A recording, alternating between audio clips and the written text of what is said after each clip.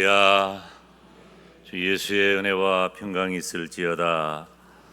우리 할렐루야 찬양대 찬양 잔잔하고 또 깊은 공감을 얻는 찬양이었습니다. 감사를 드립니다. 우리 에베네셀 찬양단의 샬롬이라는 그 찬양에 아마 제가 몇십 년 만에 그 찬양 들은 것 같아요. 아주 오래전에 너무 은혜롭고 감사한 시간이었습니다. 오늘 우리가 구제부 헌신 예배를 드리는데요. 사실은 구제부가 헌신 예배를 드리는 일은 우리 교회로서는 이례적인 그런 일이죠. 하지만 이제 매년 이 구제부가 헌신 예배를 드릴 수 있도록 그렇게 마음속에 담임 목사가 생각을 하고 있습니다. 예수님께서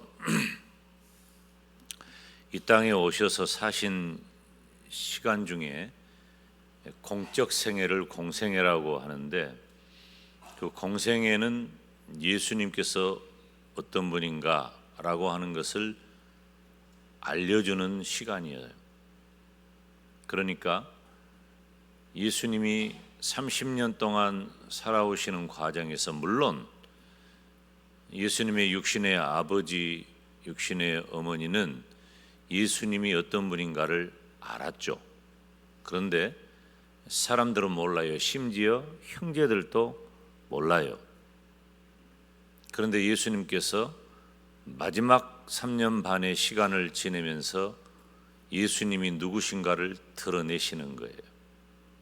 가장 많이 한 일은 천국 복음을 전파하는 것이고, 그리고 병든 자를 고쳐주시는 일이었습니다. 그래서 이적을 행하되 병든 자를 고쳐주시는 일을 많이 하신 거예요. 그런데 우리 주님의 병든 자를 고쳐주시는 이면에는 두 가지 중요한 우리 주님의 의도가 있습니다. 첫째는 그 영혼을 불쌍히 여기신 거예요, 우리 주님께서. 그리고 두 번째는 그 사람의 처지를 불쌍히 여기시는 거죠. 그러니까 우리 주님께서는 그냥 병 고치는 의사가 아니에요.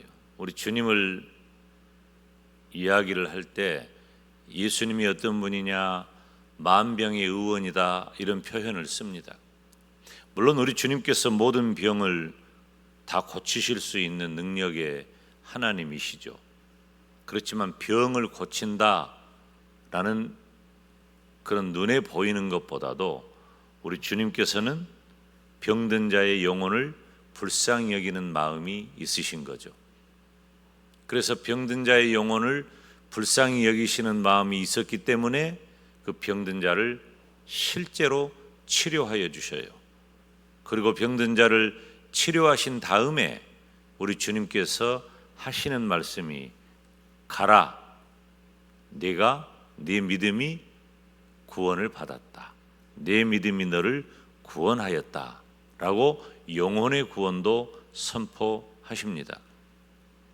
그래서 이 땅에 세워진 교회는 늘 말씀드리지만은 우리 주님이라면 하셨을 그 일을 감당하는 이가 성도이고 제자이고 교회라고 한다면, 지금 이 시대에도 우리 주님의 마음을 가지고 어려운 자, 공공한 자, 힘든 자, 고통당하는 자를 교회가 눈여겨보아야 합니다. 주님의 시선으로 말입니다. 우리 주님께서 단순히 우리가 어려운 사람을 그냥 도와줘라, 이건 예수님을 안 믿는 분들도 하는 일이고, 어떤 의미에서 큰 기업이라든지 부유한 사람들은 우리보다 더 많은 물질로 어려운 이웃들을 돕습니다. 연말에 이렇게 보면은 모금하는 거, 불이웃돕기 모금하는 거 보면 우리는 따라갈 수 없는 그런 많은 금액들을 내놓죠. 그런데 교회는 그분들의 실제적인 도움을 주는 것도 사실이지만은 그 이면에 우리 주님이 그렇게 하셨던 것처럼 그 영혼을 불쌍히 여기는 마음이 있는 겁니다. 사랑하는 여러분, 단순히 우리가 구제부, 그러니까 어려움 만난 사람 돕는다 이런 정도가 아니라 그 영혼을 바라보는 주님의 시선을 함께 갖기를 주님의 이름으로 축원합니다. 오늘 본문은 영적으로 육적으로 빈약한 사람, 가난한 자, 그들을 보살피라고 말씀하시고 그 가난한 자들을 보살피는 자에게 복이 있다고 말씀하십니다. 1절 말씀에 보면 가난한 자를 보살피는 자에게 복이 있으며 재앙의 날에 여호와께서 그를 건지시리로다. 아멘. 왜 이런 말씀이 있을까요? 지금 이 다윗의 시인데요, 다윗 자신이 하나님의 심판과 하나님의 진노하심에 엄청난 고통을 경험합니다. 그런 고통을 경험하면서 다윗이 이제 어려움에 처한 자들에 대한 시선이 달라지는 거예요. 예전에 다윗은 어떤 사람이었어요? 자신의 필요에 따라 왕이기 때문에 자신의 부하마저도 죽일 수 있는 사람이 다윗이었어요. 그런데 다윗이 이제 달라진 겁니다. 다윗은 그가 실제로 어려운 하나님의 심판과 진노로 인하여 어려움을 겪고 난 이후에는 가난한 자, 여기 사실 가난한 자라고 번역되었지만 조금 이따 언급하겠어요. 그 가난한 자, 약한 자, 빈약한 자, 이들을 바라보는 시선이 변화가 있었음을 보여주고 있는 것입니다. 우리가 주변을 돌아보면은 영적으로, 육적으로 혹은 정신적으로 결핍한 분들, 약한 분들이 참 많습니다. 사실은 어떤 의미에서 이런 표현은 좀 어떻게 이해될지 모르지만은 온전한 사람 찾아보기가 쉽지 않아요. 모두가 다. 지금 오늘 저녁 예배에 오신 우리 성도님들, 저를 포함해서 우리 모두는 다 누군가로부터 위로가 필요하고 격려가 필요하고 또 내가 권고하고 힘들고 육신적으로도 힘들 뿐만 아니라 영적으로도 정신적으로도 힘겨운 시간들을 지내는 것이 사실이에요. 멀쩡한 척하고 있는 것이지 멀쩡한 건 아니라 그 말이에요. 통계를 보면 현대인의 85%가 우울 증세에 시달리고 있어요. 이건 엄밀하게 말하면 병입니다. 그런데 정신력으로 그리고 의지력으로 혹은 믿음으로 그것들을 극복해내는 힘이 어느 정도, 그 면역 체계가 어느 정도 있는 것이지 증세가 없는 건 아니에요. 다시 말하면은 우리가 주변을 돌아보면 거의 모든 사람, 대부분의 사람들은 영적인, 육적인, 정신적인 결핍이 있다는 것입니다. 가난한 자를 보살피는 것은 성도에게 주어진 본분입니다. 마땅히 해야 할 일이에요. 그런데 어떤 복이 있습니까? 재앙의 날에 여호와께서 그를 건지시리로다. 아멘. 제가 새벽 시간에 말씀을 전할 때 새벽 예배 나오신 성도님들은 기억하시겠지만 그런 표현을 한 적이 있어요. 우리가 가난한 자를 보살피는 것, 약한 자를 보살피는 것, 영적으로, 육적으로, 정신적으로 결핍한 자를 보살피는 것은 좋은 일이 아니에요. 선한 일이 아니에요. 잘한 일이 아니에요. 마땅한 일이에요. 꼭 그렇게 해야 할 일을 하는 것뿐이에요. 그런데 지금은 우리가 그 일을 잘하는 일처럼 여기는 시대가 되었으니 이것 또한 역기능적인 모습이라고 할 수 있는 것입니다. 2절 말씀을 보면 여호와께서 저를 보호하사 살게 하시리니 저가 세상에서 복을 받을 것이라. 마땅히 해야 할 일을 한 것뿐인데 하나님께서는 우리를 보호하셔서 살게 하시고 세상에서 복을 받게 해주십니다. 여호와께서 저를 보호하사 살게 하시리니, 살게 한다는 말은 살 수 있도록 해준다 그 말이에요. 살 길을 열어준다는 말이에요. 하나님께서 가난한 자를 돌아보는 사람, 가난한 자를 보살피는 사람, 약한 자를 보살피는 사람, 약한 자를 살피는 사람에게 살 길을 열어주신다는 거예요. 하나님이 지켜주시고 하나님이 보호하시고 하나님이 이 땅에서 우리가 사는 동안에 크게 복을 주실 줄로 믿습니다. 이게 하나님이 우리에게 약속하신 거예요. 참 하나님 놀라운 분이죠. 마땅히 해야 할 일을 하는데 하나님은 우리를 살게 해주시고 복을 받게 해주신다는 거예요. 그가 세상에서 복을 받을 것이라. 가난한 자를 보살피면 그 보살피는 자에게 육적인 보응, 육적인 보상, 육적인 복을 받게 해주신다는 겁니다. 얼마나 수지 맞는 일입니까? 이건 잘한 일이 아니라고 했잖아요. 마땅히 해야 할 일, 당연한 일을 했을 뿐인데 상 주는 거예요.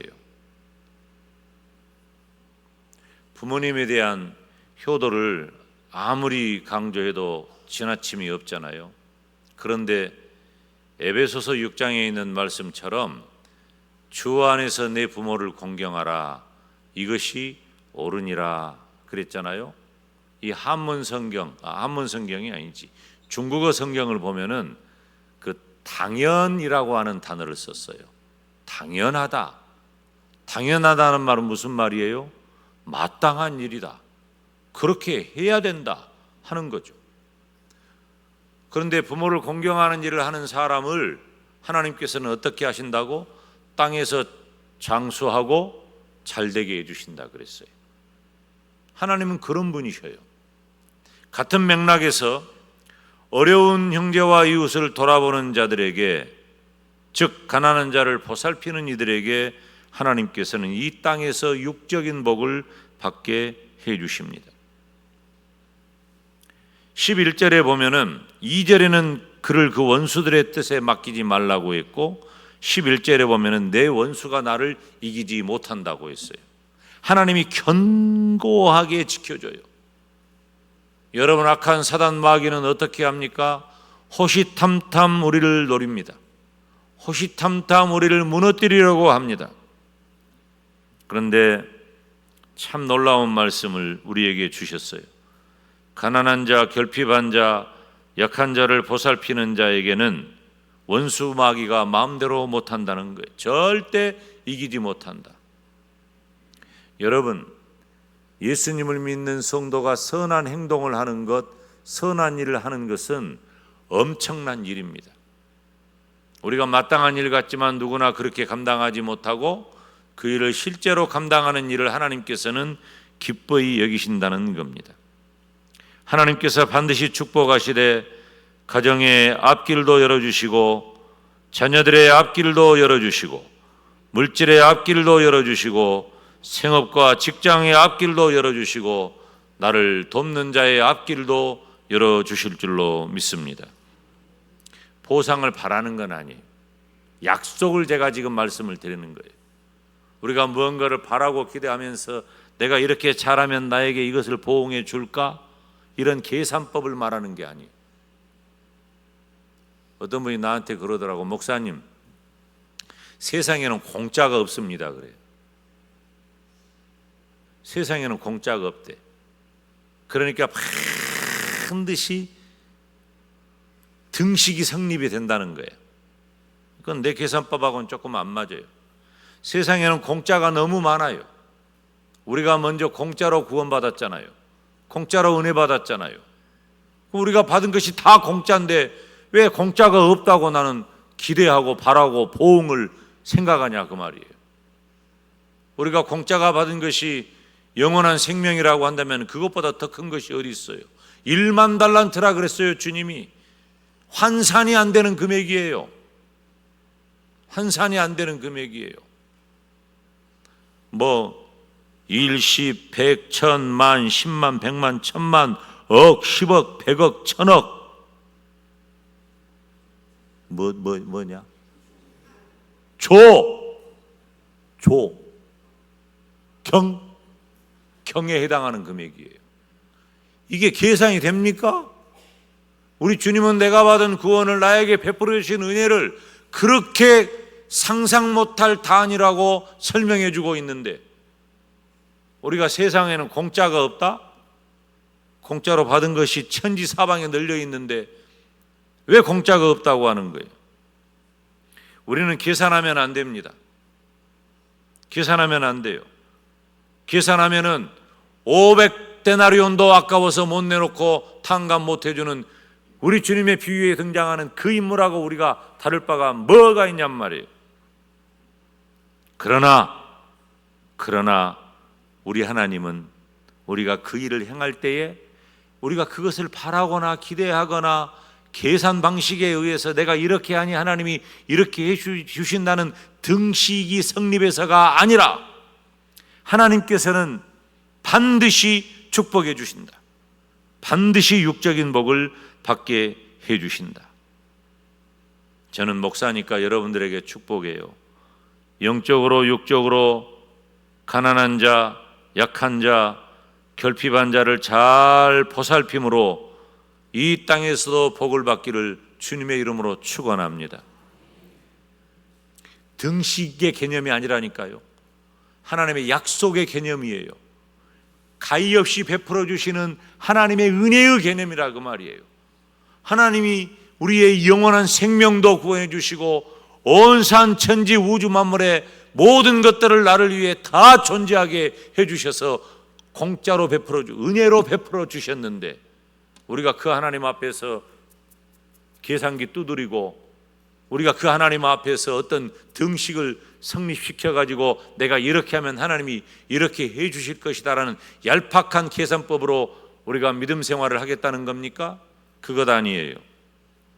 하나님은 내 인생을 책임지시고 혹여 내가 병들었다 할지라도 나를 병상에서 붙들어 주시고 내가 누워있을 때마다 나의 병을 고쳐주실 줄로 믿습니다. 하나님은 그런 분이에요.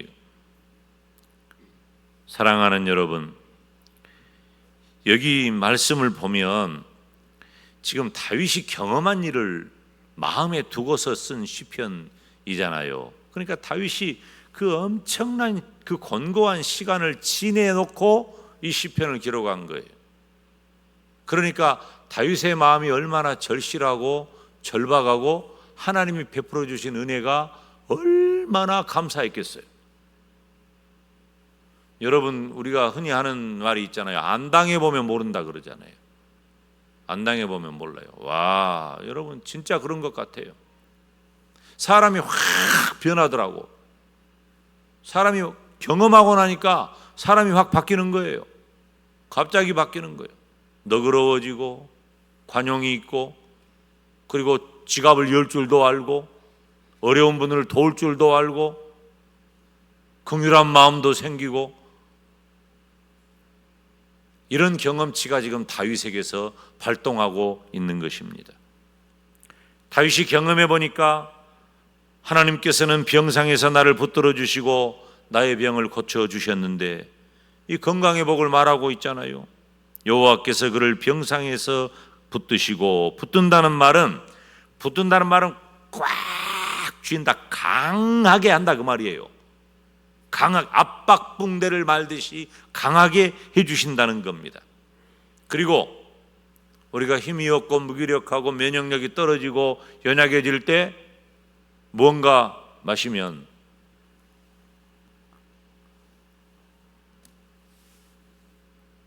원기를 회복하는 거예요.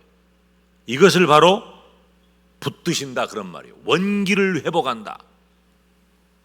나는 뭘 어떻게 해야 원기를 회복하는지 잘 모르겠지만은 아는 분들은 다 아시겠지. 어떤 좋은 기가 막힌 보약 같은 거, 그런 거 먹으면 원기가 회복되기도 해요. 그런 걸 얘기하는 거예요.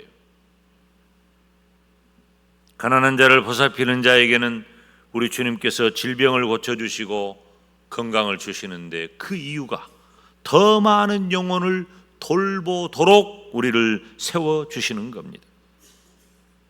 사랑하는 여러분, 우리는 영적으로 육적으로 연약한 자, 가난한 자, 빈핍한 자 잘 보살핌으로 강건하시기를 주님의 이름으로 축원합니다.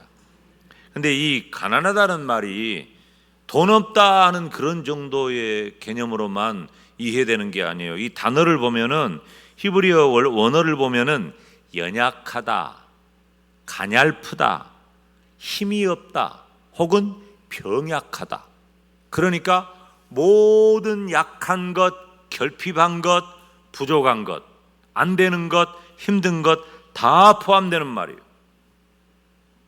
또 육적으로는 그렇지만은 영적으로 볼 때에는 연약한 사람, 힘을 잃어버린 사람, 다시 말하면 누군가의 도움이 필요로 하는 사람을 가난한 자라고 지금 표현하고 있는 거예요. 우리말 번역이 지금 그렇게 돼 있어요. 우리말 번역이. 원어는 조금 더 다양하고 깊은 의미를 가지고 있죠.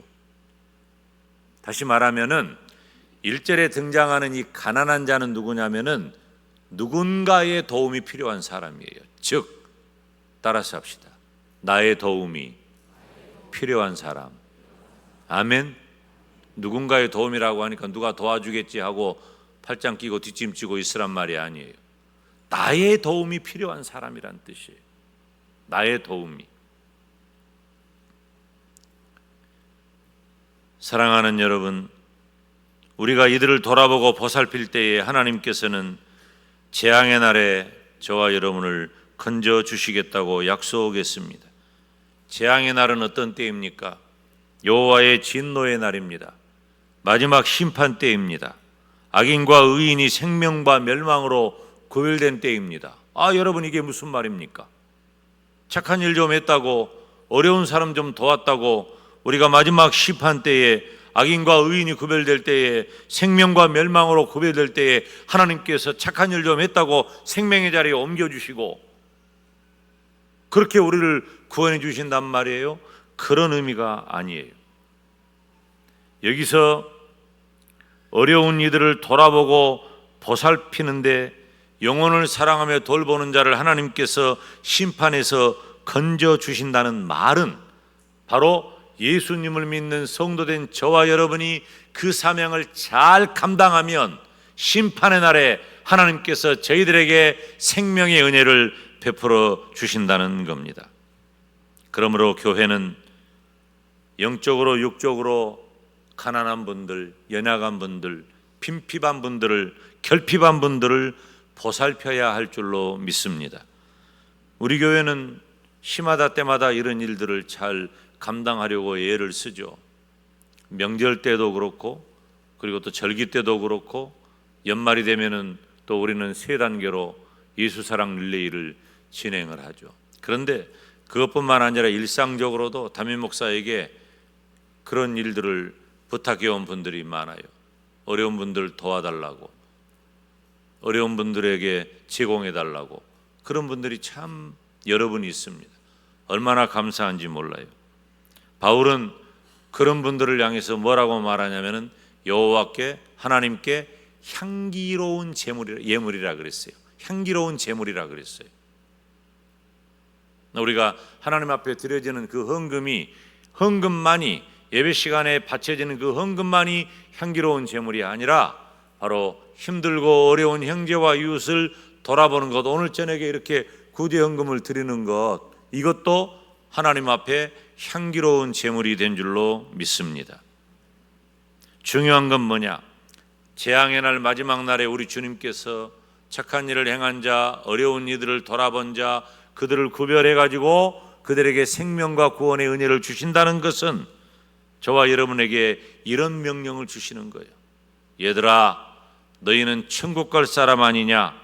천국 갈 하나님의 사람답게 이 땅에서 네가 가진 그 복을 나누는 사람이 되어서 살아야 한다라는 말씀이에요. 사랑하는 여러분, 오늘 말씀 맺습니다. 오늘 우리는 구제부원신 예배를 드리면서 영상으로 본 우리 지혜 양을 비롯해서 오늘 여러분들이 정성껏 한 헌금을 통해서 또 어려운 형제와 이웃 몇 분들을 함께 도우려고 합니다. 이 일을 우리가 기꺼이 감당해야 할 것은, 첫째는 하나님의 명령이고, 둘째는 그 일이 마땅하기 때문입니다. 마땅한 이 일을 우리의 삶 속에서 혹은 일평생 신실하게 감당하는 저와 여러분이 되시기를 주님의 이름으로 축원합니다. 기도하겠습니다. 거룩하신 여호와 우리 아버지 하나님, 감사합니다. 오늘 우리 교회 구제부가 은신 예배를 드리면서 약한 자를 살피는 교회가 되어 그 마땅한 일을 잘 감당함으로 하나님께서 주시는 축복의 사람이 되고, 또 하나님께서 예수님을 믿는 성도답게 천국 갈 사람답게 그 일을 마땅히 감당하라고 내게 주신 명령인 줄로 알아 그 명령을 신실하게 감당함으로 일평생 형제와 이웃을 어려움에 처한 그분들을 돕는 복된 성도가 되게 하여 주시옵소서. 예수님의 이름으로 기도하옵나이다. 아멘.